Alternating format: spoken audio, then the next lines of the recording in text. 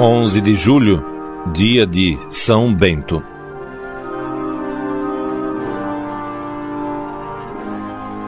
Poucas figuras históricas de santos têm exercido tanta influência sobre os destinos da humanidade como São Bento, patriarca do monaquismo ocidental.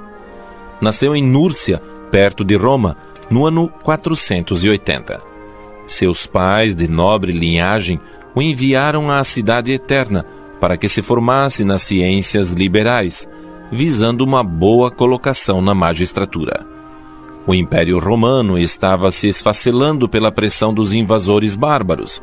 O último imperador, Rômulo, entregou o comando da Itália a Odoacro, rei dos Érulos, no ano 476. O ambiente romano era leviano e frívolo demais para o jovem estudante Bento, que, aspirando a ideais superiores, acabou se desgostando. Retirou-se então para as montanhas da Úmbria e, imitando o exemplo de outros eremitas, escolheu uma gruta quase inacessível num penhasco chamado Subiaco, para se entregar à oração, à meditação e à ascese cristã. Outro eremita, de vez em quando, lhe fazia descer num cesto um pouco de pão, para completar a pobre alimentação. Não existiam ainda na Itália instituições monásticas, ao contrário do Oriente, onde já havia uma tradição a respeito. Os mosteiros fundados por Santo Honorato e São Cassiano, um século antes na França, eram pouco conhecidos na Itália. Bento sentiu-se inspirado em fazer a sua experiência eremítica e monástica, isto é, isolado. Ficou 3 anos na solidão daquela gruta. Sua experiência, aos poucos, contagiou outros jovens, desejosos de cultivar os valores espirituais. Entre os primeiros discípulos, contam-se São Mauro e São Plácido. A experiência de São Bento foi amadurecendo com o estudo das regras monásticas de São Pacômio e de São Basílio, procurando assimilar o que havia de melhor e adaptando-as ao espírito romano. Aos 40 anos, não encontrando mais condições de sossego por interferências estranhas, Bento deixa Subiaco, ruma para o sul de Roma e constrói o famoso mosteiro de Monte Cassino, considerado o centro propulsor da vida beneditina em todos os tempos.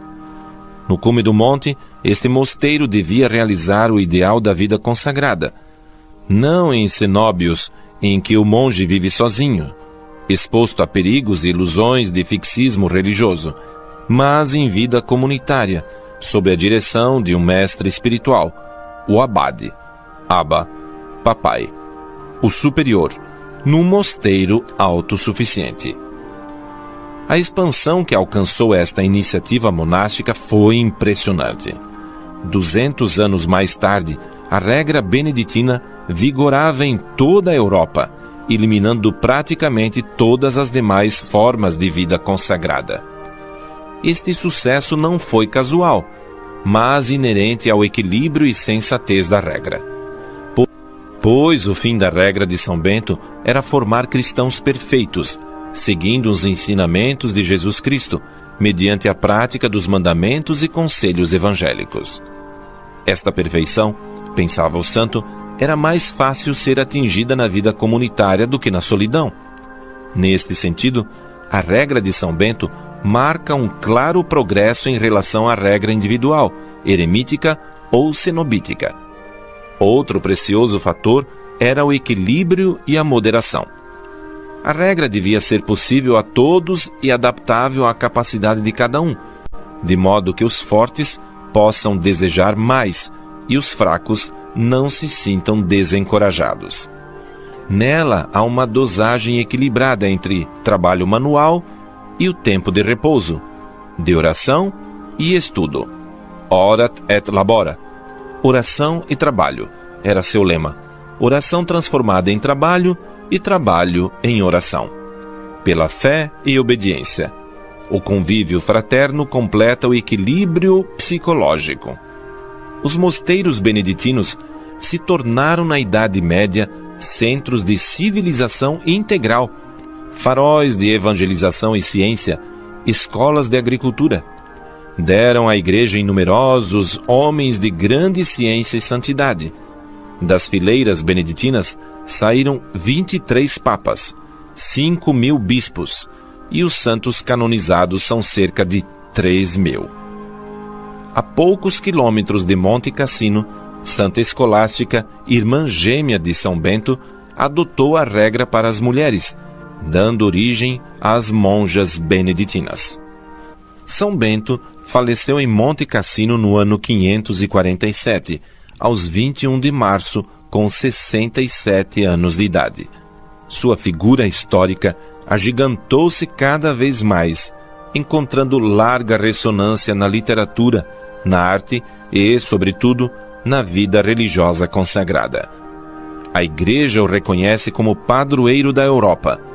Antiga tradição beneditina colocou sua festa aos 11 de julho com o nome de Patrocínio.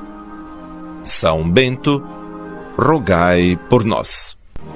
O Santo do Dia. Apresentação: Padre Anísio José.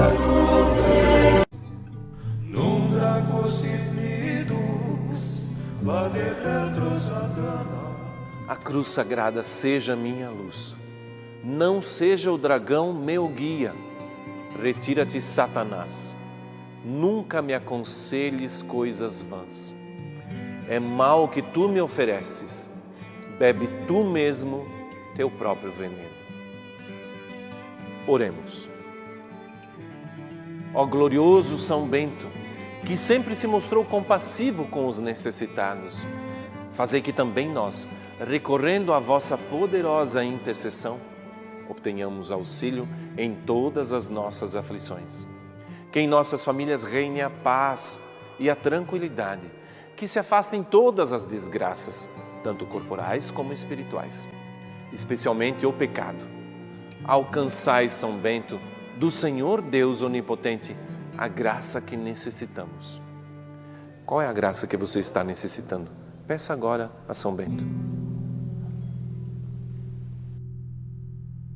Cruz sacra sit milus, non draco sit midus, vade retro Satana. São Bento, dai-nos a graça de que, ao terminar nossa vida neste vale de lágrimas, possamos ir louvar a Deus convosco no paraíso.